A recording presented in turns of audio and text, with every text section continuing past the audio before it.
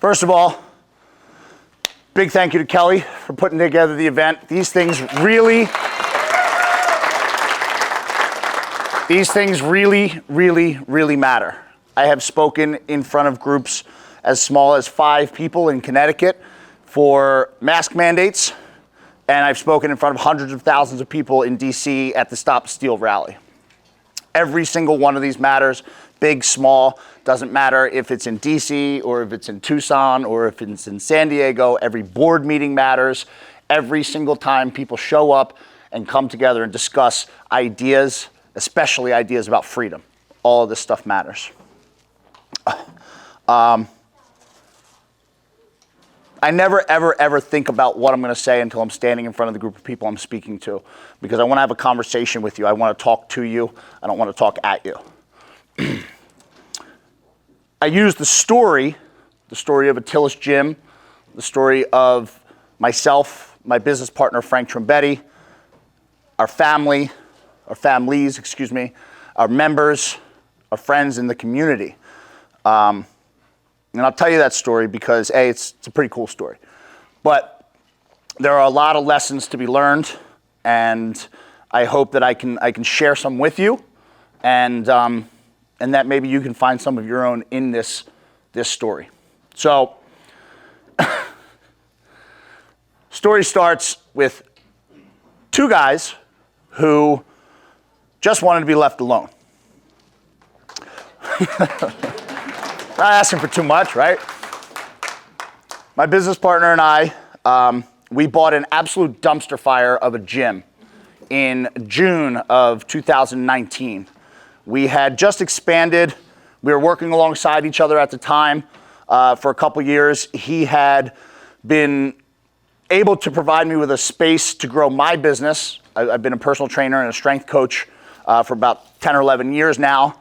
And when I met Frank, Frank has been in the fitness space, owning a nutrition store called Rock Bottom Nutrition for 25 years.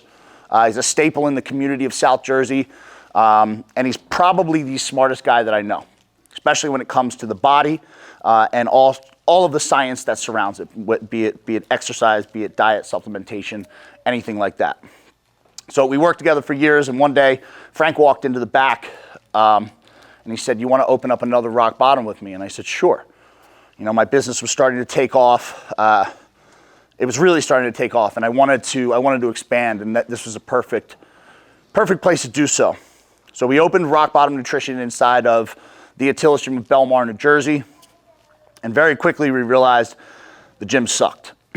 But we knew we could fix it because we believed in ourselves, we believed in what we were doing with our professions, and we wanted to help the community. We wanted to create a place where people could grow, people could learn, and people could come together to be better, bigger, and stronger and healthier versions of themselves. That was our mission statement from the beginning. So we bought the gym, and from day one, we turned it around. Frank and I worked tirelessly. We were working 100-hour weeks, 7 days a week, taking every penny that we made, putting it right back into the gym. We were following that system of American enterprise. You work hard, you show up, you do the right thing, and you treat people right, and you will be rewarded for those things. 8 months later, we started to hear about this thing called coronavirus. And skeptical at first, and I'm sure everybody can relate. We heard the whispers coming down of lockdowns and martial law and our borders being closed, and you know, the TVs and the media industrial complex started to ratchet up the fear.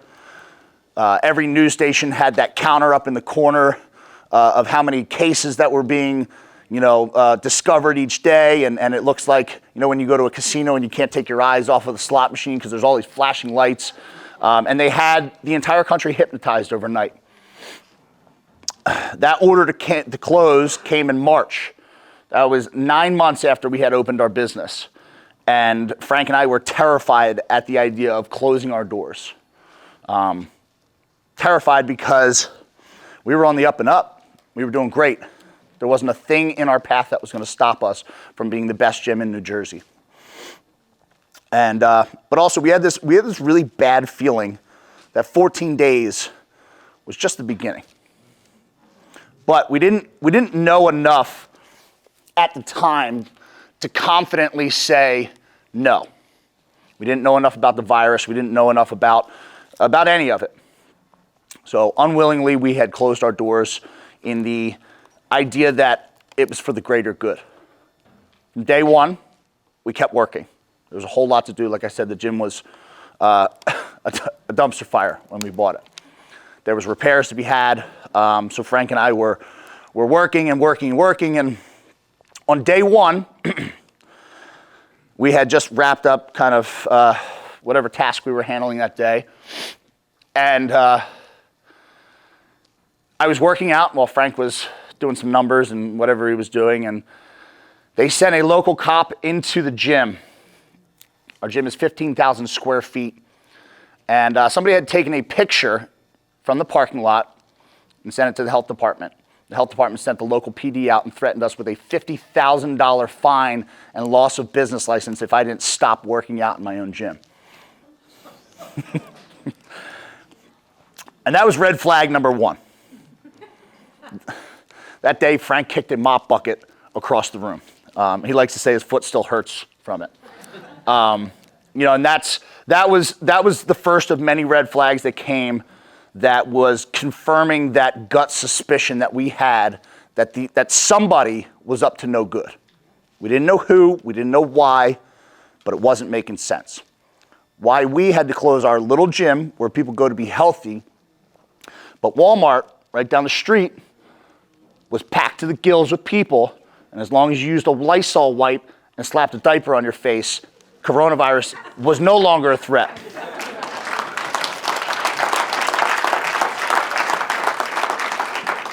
And admittedly, Frank is the smart one of us, but we like to call ourselves two dumb gym owners because we're just two regular guys who were looking at something saying, this doesn't make sense. Days went on, and we grew very weary very quickly. We felt that as small business owners, that we were being targeted and that we were being treated unfairly, and that all of this was very unconstitutional. The government was picking winners and losers, and it was very clear who was who. Big corporations, the same people that have lobbyists, the same people that cozy up with government, the same people that donate to government, the same people that fund the government behind the closed doors, were the same people that were allowed to operate with impunity, while middle America, the backbone, the bulk of Americans were told, sit down, shut up, and take some stimulus money. And that was our big red flag. On day 11 of 14 days, they passed the single biggest economic stimulus bill that this country has ever seen, to the tune of $2.6 trillion. Now, we've gotten so used to hearing trillions. Again, this is something I'm stealing from Frank because I could never figure this out on my own. But if you were to count 1, 2, 3, 4 every second, it would take you 35,000 years to get to a trillion. And we spent 2.6 of them that day. In that bill, which was about 1,000 pages long, that I assure you 99.9% of the country didn't read, there was a lot of scary stuff in there. The scariest thing in there for us was that they were incentivizing people to stay home and be afraid for 16 more weeks, getting paid an extra $600 to sit down and shut up when we were supposed to be coming out of that lockdown in 3 days. So I don't remember when it was, but Frank and I decided that we had had enough and that we were going to reopen our gym. We started to hear whispers of other businesses doing it. But as my good friend Lou said, we weren't going to let people in the back door. We weren't going to hide from what was in front of us. We weren't going to try to just get by with government. We were going to open our doors, and we were going to show the world that A, that there was nothing to be afraid of, and B, that these people had bad intentions. So we planned on opening very publicly.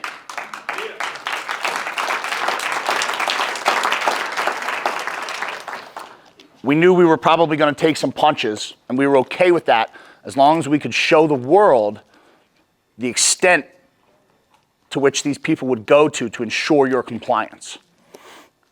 So we started to formulate a plan. We didn't want to open with haste because at the time, we still didn't know a whole lot. So we took that time and we prepared. We looked at the WHO, the CDC, the NIH, PubMed.gov. Admittedly, Frank looked at most of it and just fed it to me so I could understand it. But we learned everything that we could about the virus, how it was spread, how to mitigate it, how to treat it, what the actual numbers were, how it was being tested, because we now know, like we knew back then, but a lot of people didn't, that the PCR tests are absolutely bogus, and that's what they built this entire emergency on, was cases. So we started to formulate this plan, and we went so far above and beyond with this safety protocol that it would be absolutely absurd to shut us down. We had air filters. We had spray bottles for every single person that walked through the doors. We had socially distanced the entire gym. We had markings on the grounds. We had sign-in sheets. We were taking temperatures at the door. We had a health waiver. You name it, we were doing it. And as we got prepared to open, we heard more businesses starting to open. And I actually remember sitting there with Frank about 2 weeks before we were going to open, and seeing this guy get taken out on handcuffs in San Diego, and thinking to myself, shit.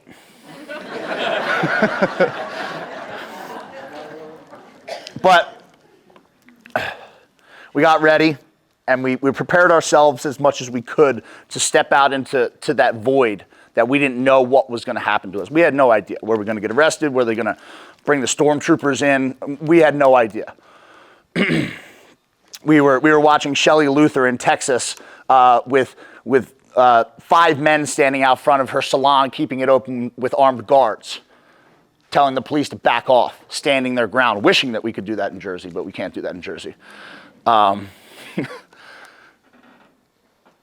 we put out a video on Instagram, and it was about 8 minutes long.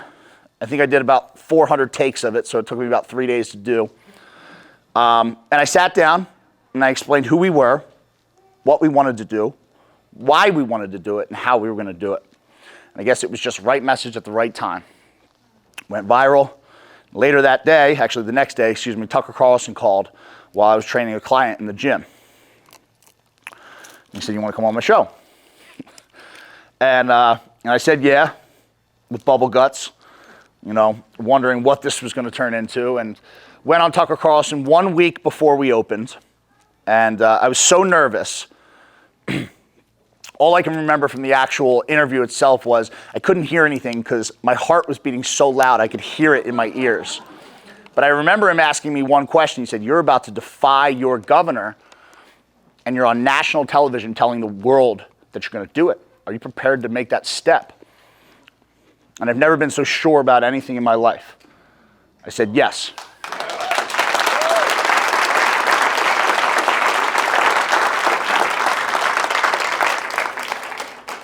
I said yes because I knew what we were doing was the right thing. I knew that Frank and I had the best intentions, that we weren't out to harm anybody, that we weren't being selfish, that we just wanted to be treated fairly. We just wanted to be free. And we were both very, very, very comfortable with the decision that we were about to make. I can remember Frank said to me at some point during the planning phase, and he said, Frank is 52 years old and a family man with 5 children. And he said to me, "I can't leave the world like this for my kids. This isn't right. It doesn't feel right." He said, "If I'm gone tomorrow, I'd feel like I failed them." And we made the same promise we've always made to each other, was that if you're going to do something, do it 100%, all in or you're not in at all. We made that promise that we weren't going to dip our toes in the water and decide it was too cold. We were going to jump in, and we were going to sink or we were going to swim. We saw the reality. We stepped back from all the chaos at that time, and we saw the forest through the trees. And the end result of compliance was that we were going to lose everything anyway. So instead of sitting down and quitting, we were going to stand and fight.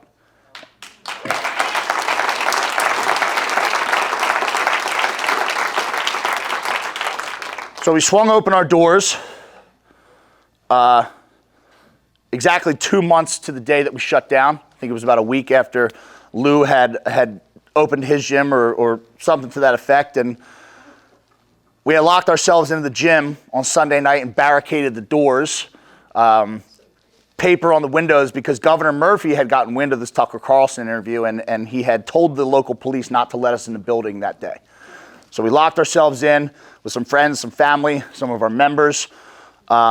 Nobody slept at all that night, and we were just waiting, and it was just this feeling of excitement and nervousness, all combined into one with a touch of anxiety.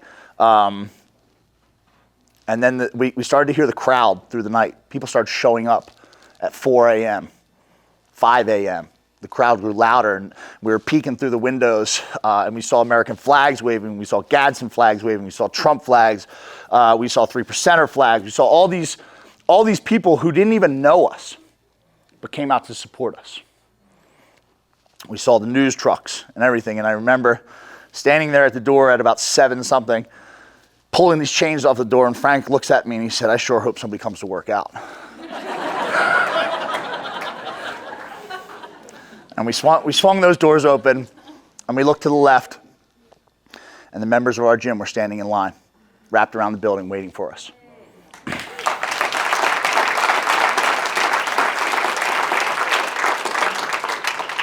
So right off the bat, trouble started. The war with Governor Murphy had begun. Day one, they had served us with some citations. The gym stayed open. Day two, they served us with more citations. They started following people back to their cars in the parking lot, asking them who they were, what they were doing, giving them citations. One of our members got arrested that day. His crime was working out. Led away in handcuffs. I guess he couldn't hide the fact that he was inside. He had a good pump going on or something. Then their tactics began to change because we would take those tickets and we would smile in front of the media because we wanted to make them look like the foolish ones. We were just going to keep opening our gym. So the next day they started mailing us citations because that was looking bad for them. They set up a camera in the back of the parking lot and they were following people home, pulling them over on the way home and giving them citations out of the way of the media. And it just told us one thing. It was never about health. It was always about control. So we got that camera taken down. It was a private parking lot. We called the police and said, "Take it down, we'll sue you." Came down. Gym stayed open. Wednesday night, in the middle of the night, Governor Murphy decided to weaponize the second public organization against us. He had already weaponized the police. What we've seen through this is the weaponization of public organizations that are meant to protect and serve the public against the public.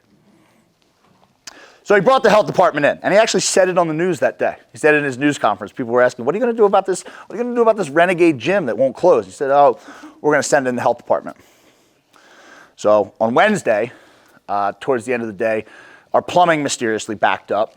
There were a couple white vans out back, and we had some sewage issues, so we closed the gym down a little early, got it all cleaned out, professionally cleaned. We had a lot of companies through all of this who reached out and extended their services for free, and we couldn't have done any of it without that, because it would have been too big of a task. But Wednesday night, actually Thursday morning, in the middle of the wee hours of the morning, a white van pulled up to Attilas, and they, like cowards, snuck up to our door and slapped a notice of embargo from the health department that's basically said, "You're shut down because coronavirus." Never called us, never emailed us, never took a look at our safety protocol, never came to the gym, nothing. They said, "We're the government and we're going to tell you what to do." So at the time, we were trying to play nice. We were trying to have a little bit of faith in our government. We didn't want to break any rules. We didn't want to break any laws. So on Thursday, we stayed shut down for a day. We talked to our lawyers, and they said, this paper means nothing. So on Friday, the gym opened back up.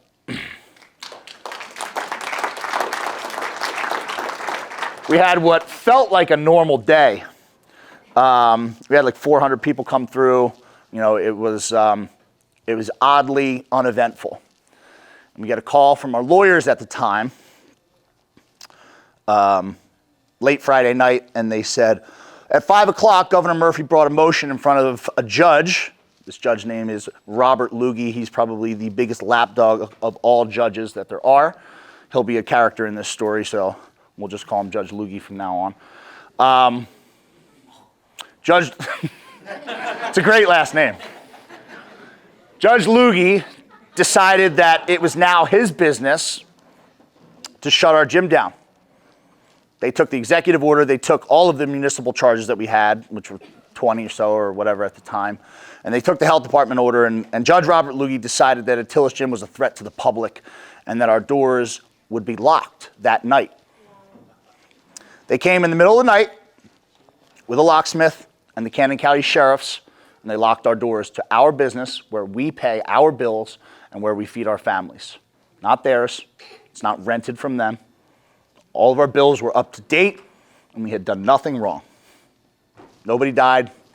Nobody caught COVID, but they locked our doors. Again, at this part of the story, we really wanted to have some faith in our system. So we said, okay, we'll play nice. We made our protest. Let's turn it over to the courts. The American system is based on checks and balances. The executive branch was wildly out of control, and we said, okay, let's let this work. Very quickly, we realized that that was not going to happen. Politics, as usual, got its way into the court systems through the years. And especially in the state of New Jersey, we have appointed judges, not elected judges. These people answer to politicians and not to people. So when they make a ruling, they don't give a shit what you think. You're not going to vote them in, you're not going to vote them out, and you don't matter to them. So we were able to get the business open because we have an essential business inside Rock Bottom Nutrition. When they found out they locked out an essential business, we got the doors open, but we still decided to play nice, and we were dragging about 40,000 pounds worth of gym equipment outside into the parking lot in the middle of June.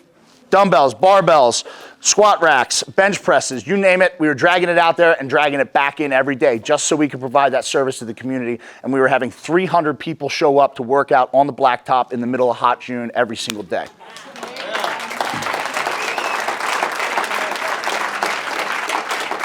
At the time, we called it the AMAZ, which was the Anti-Murphy Autonomous Zone. We were borrowing from our Antifa friends in Seattle. You know, and then we realized that the courts weren't coming to save us. So on 4th of July, we figured it was a good day to get arrested, and we said, we're not moving the gym outside anymore. Everybody back inside. Would have been a good news story, but they didn't come that day. They came instead with the contempt of court order. So Judge Robert Loogie had his panties in a twist that we had defied his court order.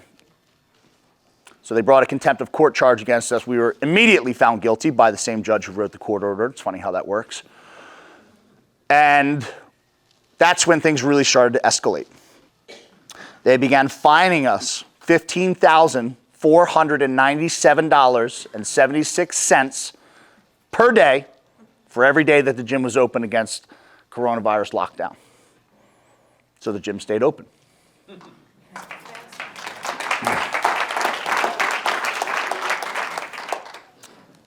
They decided that because we weren't going to pay those fines, that they were going to snatch money from our bank account in the middle of the night. Walked in one morning, and Frank was doing the numbers, because again, he's the smart one. And he turns around and he looks at me and he goes, they took it all. And I said, took all what? And he's standing there at the computer just pointing at it. And our bank account said $0. They took $173,000 from our bank account in the middle of the night. Mind you, we haven't charged a member since we shut down. We weren't going to start charging people until we figured out what was going on. It wasn't about the money, it was about the principle. We were operating strictly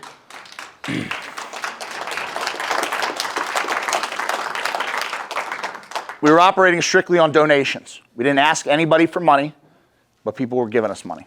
They wanted to help out, $20 here, some GoFundMe money here. People started buying t-shirts. That was actually our original shirt right there, the Belmar versus everybody shirt.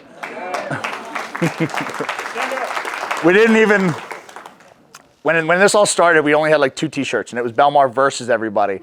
And it was versus everybody because we were like the new guys in town, and we were like posturing against all the other gyms.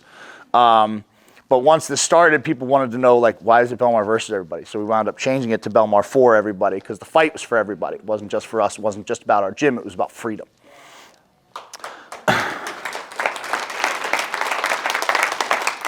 So they took that money in the middle of ongoing litigation with no right to do so. The appeals had not been run out of road yet, but they took the money anyway because they thought that that would shut us down. And the gym stayed open. Went online that day, and using the platform that had amassed because of what we had done, we started to accumulate this reach that came from media but turned into social media. People wouldn't let our story die. They just kept resharing it. And I just kept updating people. And I got in front of the camera that day and I said, hey guys, they took $173,000 from our bank account. We're broke, but the gym's open today. The gym will be open tomorrow. See you guys here. And by the end of that week, we had about $100,000 in t-shirt sales because people just wanted the gym to stay open.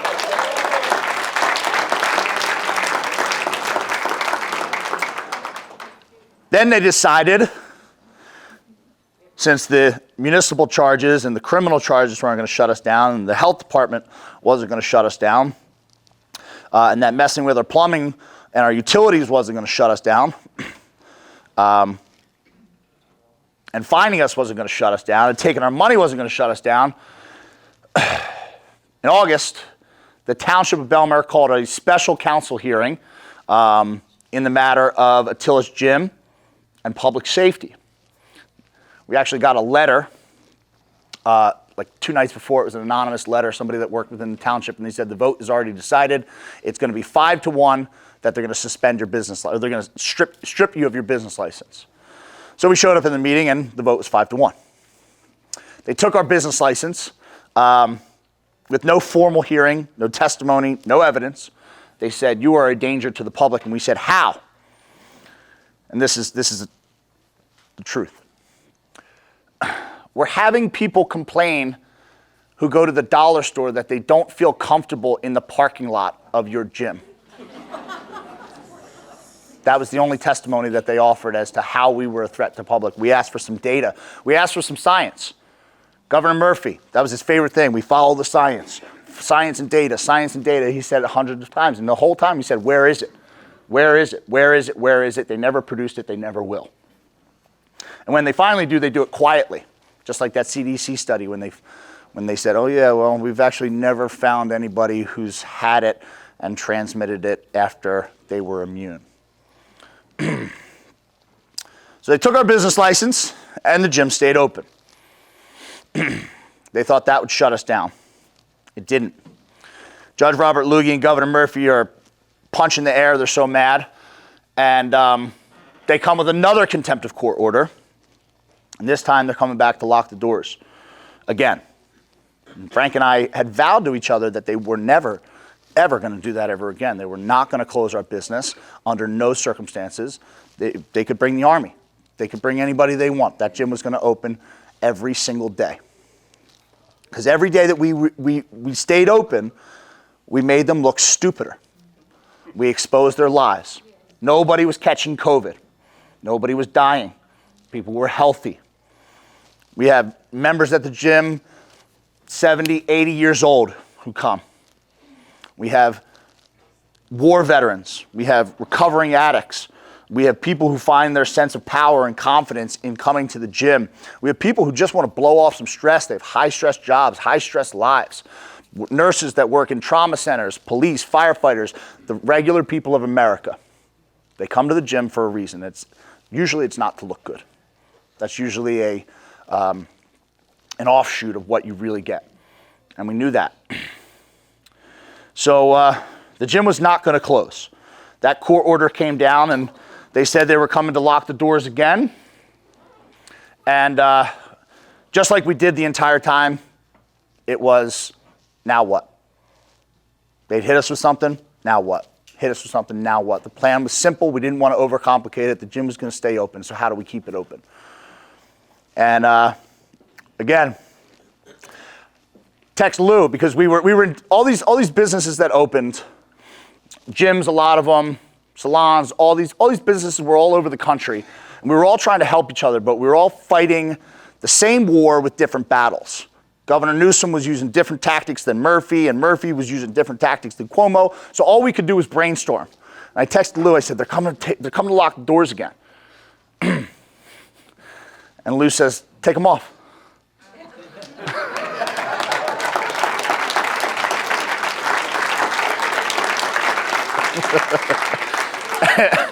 And I remember looking at the text message and being like, yeah. Wait a second. And that light bulb went on, and I went over to Frank and I said, Lou said we should take the doors off.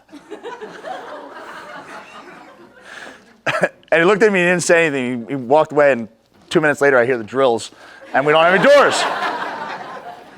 So at that point, the gym stayed open 24 hours a day, 7 days a week.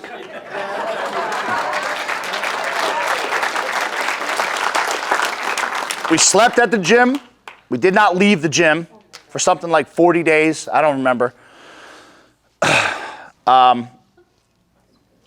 Our families came to see us there because that's where Frank and I was. We had some people, sometimes we'd get somebody to help us with an overnight shift so we could get some shut-eye. I'd go sleep in the tanning bed. We were sleeping in the closets and on the floor. But the gym was open every single day no matter what. Finally, after 40 days or whatever it was, they came and they arrested us at about 6 in the morning on a Monday morning. We were waiting to get arrested. We thought we were going to get arrested day one. At this point, we were, God knows how long into it, 6, 8 months into it, I guess.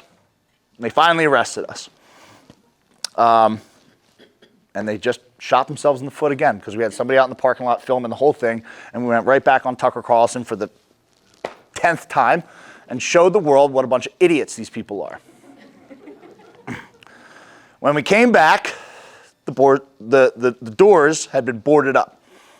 So Frank and I took 2 days off. We were a little tired at the time, so we took 2 days off to recuperate, and we called all the people that supported us, and we reached into our network and we said, we need some people in the parking lot and the gym's going to be open tomorrow. Message Tucker Carlson. I said, I'm going to have a good video for you tonight. Hope you got a spot for me on the show. And in front of the crowds, we decided to make a laughing stock of what they did to our doors and reenacting the movie 300. Frank and I took a step back and we put our feet through the door, knocked them down, turned the music on, turned the lights back on, and the gym opened back up.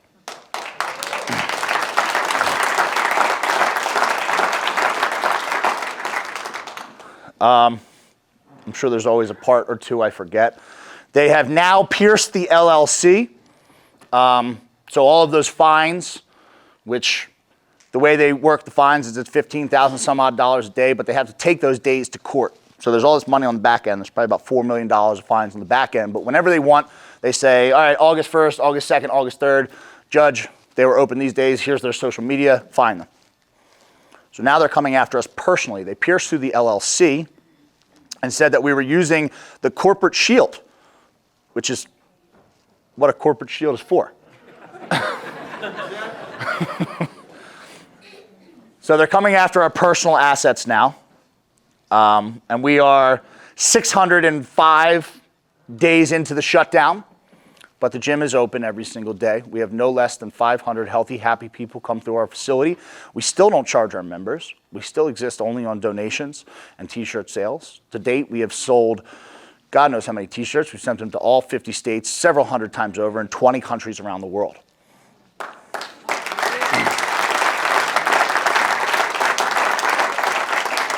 There is a lot of legal mess to clean up, And we're kind of at the slow part in the story. The courts can move incredibly fast when they want to, or incredibly slow when they want to. 30 days for this motion, 30 days for a response, 30 days for a status conference, 30 days for this. Next thing you know, you're in 2021. Next thing you know, we're rapidly approaching 2022. 14 days, right? So we're in 3 different courts. We're appealing all of Judge Robert Lugie's nonsense. We're finally out of his courtroom. There's nothing he can do to us. We're now in the appellate division. We have things working there. We're in criminal court. We have 9 criminal citations facing, I don't know, about 10 years in prison. Our crime, once again, contempt of court. Not endangering the public, not killing anybody, not killing anybody's grandma. Contempt of court for a court order that's unconstitutional. Gym's open no matter what. Finally, after all the losses we sustained in Judge Robert Lugie's courtroom, we finally are being heard now on our municipal charges. The municipal charges are what started it all. They've been kicked down the road. What these people have done is pervert all of our systems using the guise of COVID, using the guise of a public health emergency, using the guise of just wanting to keep people safe. So the court systems were delayed and delayed and delayed, and they wanted to delay these charges because they knew that they were bogus. Their entire, everything that they've done to us, the fines, the criminal charges, it's all based off of the municipal charges, because they took the municipal charges and they went to the judge, and the judge gave us the court order. They couldn't punish us for breaking an executive order, because an executive order doesn't mean a damn thing. They could punish us, however, for disobeying a judge, and they knew that, and that's why they brought that judge in. That judge also happened to get his tenure and a promotion this year. Funny how that works. So we were finally heard in municipal court. We're suing the Township of Belmar for our business license back. That's the 3rd court that we're in. We're in 4. So we got kicked into another municipality. And we wound up in front of what I can only describe as the most rational, normal human being in government that I've come across in 2 years, if not my entire life. It's just a woman doing her job. Somebody who takes her job seriously, who is incredibly smart, she's shown that, but is also incredibly compassionate and understands that these type of things are a very slippery slope. So she's going to give us the ability to try our case. That's all we wanted. So that was our first win. It wasn't even a win, it was a not loss. But regardless, the gym will stay open. That was the mission from the start. That is the mission all the way until the end. To date, as of this weekend, we'll have about 300,000 visits to our facility, and we are still waiting on a case of COVID. We have a stack of paperwork about this high.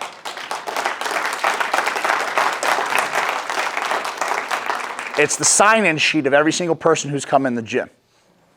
They're all wrapped in rubber bands according to day. So if anybody ever wants to come take a look at it, they can, but they won't, and they never will, because they know they won't find anything in there. That's science and data, not whatever they've been pushing for the past 2 years. You know, so I tell you this story, and it's not even a complete one. I tell you this story for a lot of reasons. Most important of those reasons is that there's absolutely nothing special about Frank and I. We are just 2 guys who drew a line in the sand and said, you will not cross this line no matter what. You can do whatever you want to us. You can try to beat us down, you can try to break us, but this is our line, and you are not going to cross it. And for 606 days, we've held that line. And we'll hold it for another.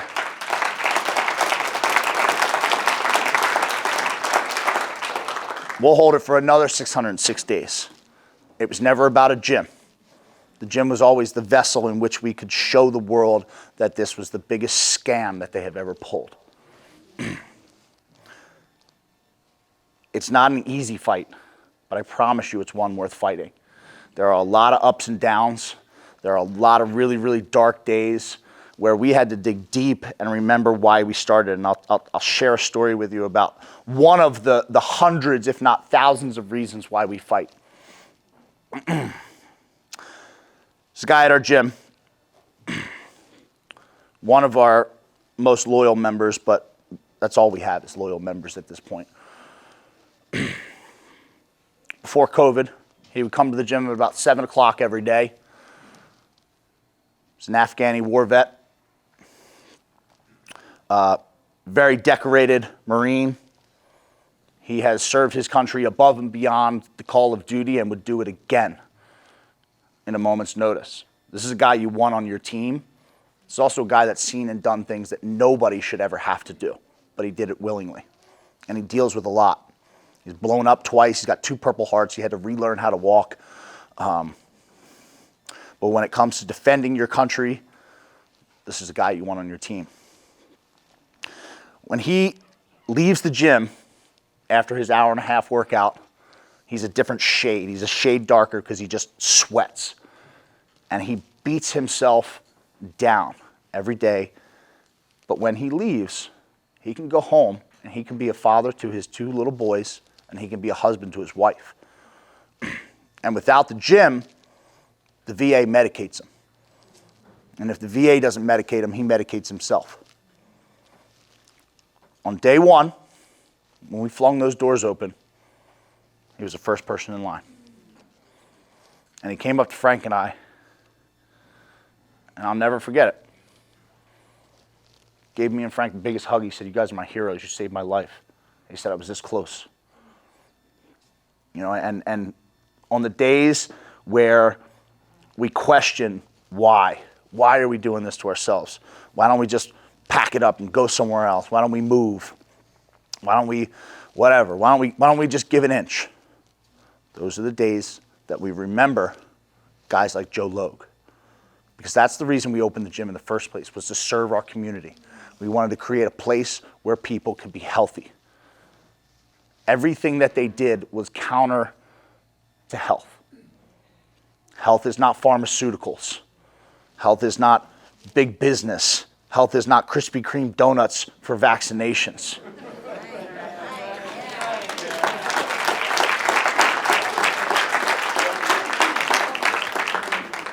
What this was and what this is an attack on the individual. The individual, the strong, the self-reliant, and the free individual is a threat to anybody who wants to accumulate and use power. There's a reason small businesses suffered while big businesses didn't. Small businesses can say no. Big business doesn't really care. They're in bed with government. We've known that for a long time.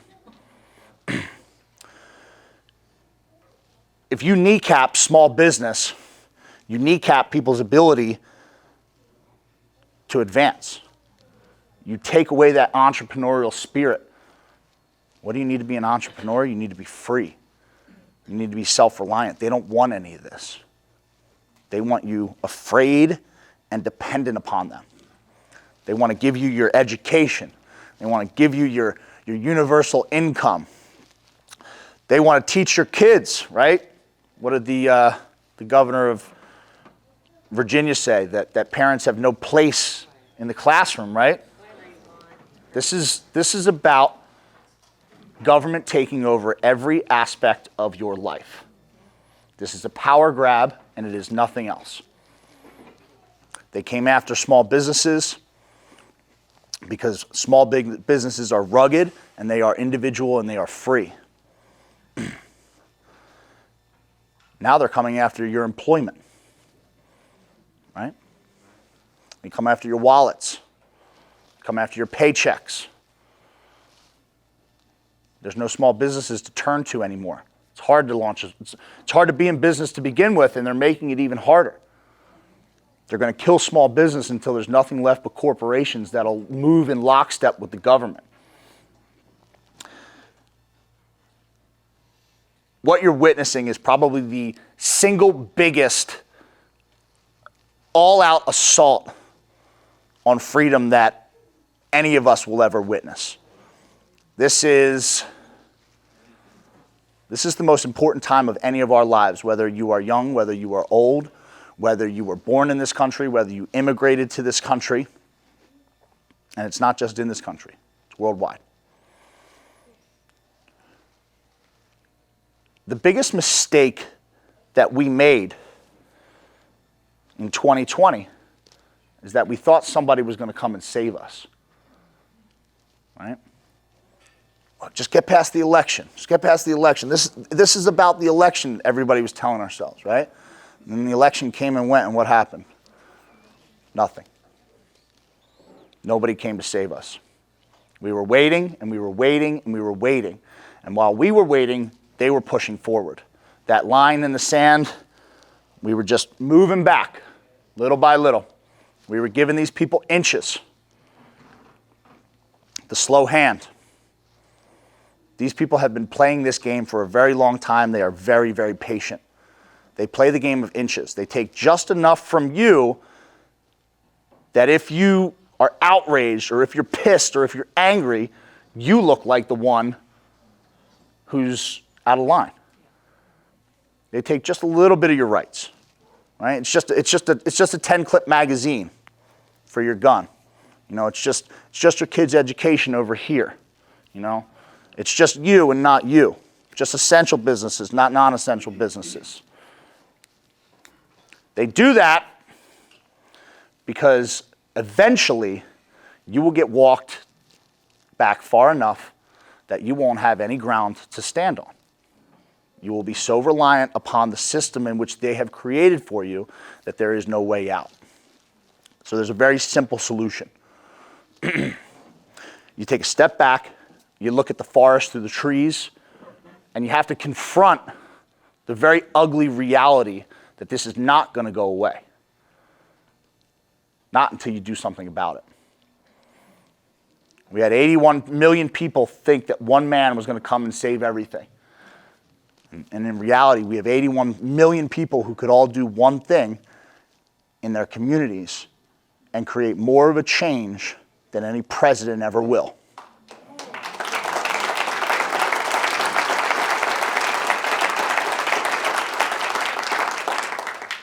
The fight is at everybody's doorstep in one way or another. Whether it's your job at stake, whether it's your children's education at stake, whether it's your children being masked or vaccinated, take your pick. We are all now being affected by this in one way or another. It started small, started with just businesses. But it grew, and it will continue to grow. But there is a solution. And that solution is to get involved and to confront that reality that you are needed in the fight. If you would have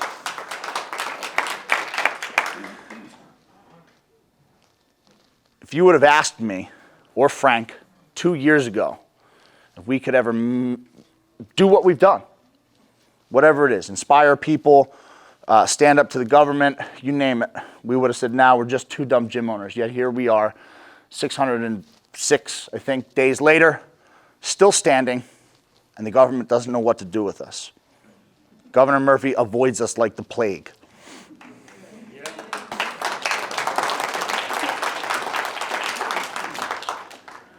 You know, and I get the question a lot. I don't own a business, or I don't have a dog in the fight. Everybody's got a dog in the fight.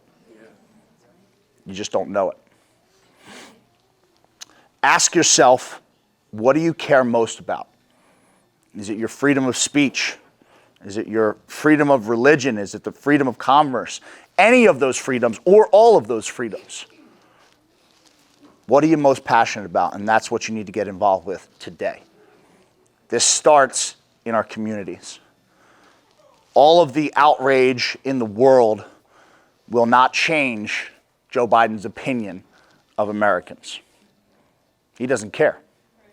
You can scream from the rooftops, you can yell at your TV, you can post as many memes as you want, you can be as angry as you want, you can show up and protest, but Nancy Pelosi doesn't give a damn about you. Neither does Chuck Schumer, neither does Mitch McConnell, neither does any of these assholes at the federal level.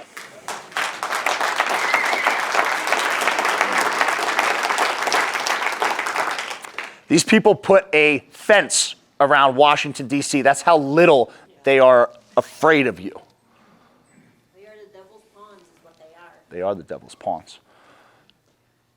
So we focus where we can win battles. Frank and I opened our gym because we knew we could win that battle. We're not going to fight a battle that we can't win. We'll go find another battle. Stop focusing at the guys at the top and start focusing on the people in our communities. The people on your school board, the people on your town council, your county commission, all of these people should be the first people to feel your wrath. They do not have the ability to go to their gated homes.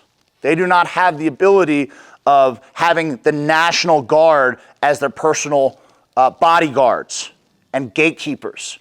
These people have to answer to you, and they will answer to you. Maybe not at first. They'll try to shut down the board meeting and they'll make it remote, or they'll say there's too many people and they'll use coronavirus as an excuse, but you come back again. You refuse to leave. You get bold with the actions. These people do not have the medley to stand up to an angry public because there's nowhere for them to run. So we focus our attention where we can win first, and we move up from there. And I leave you guys with one more thing. One more thing. Don't ever doubt how powerful you are.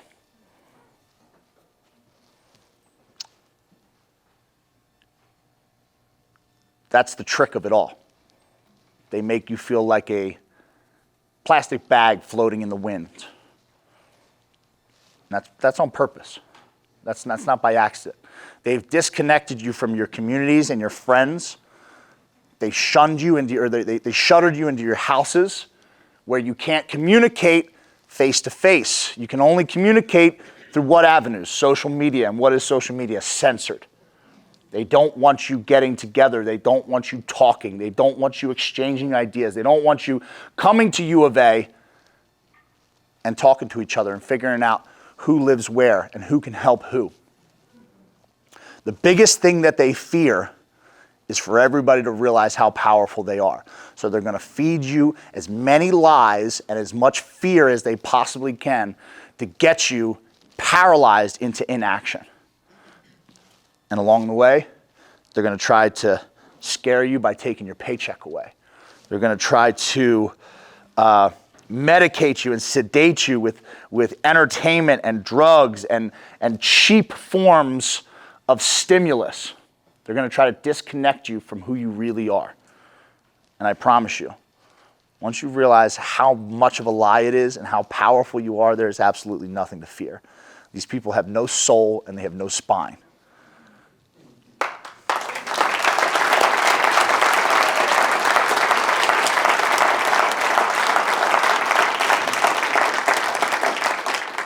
So I'll leave you with that. Find your hill and fight on it. Draw that line in the sand and don't give these people an inch.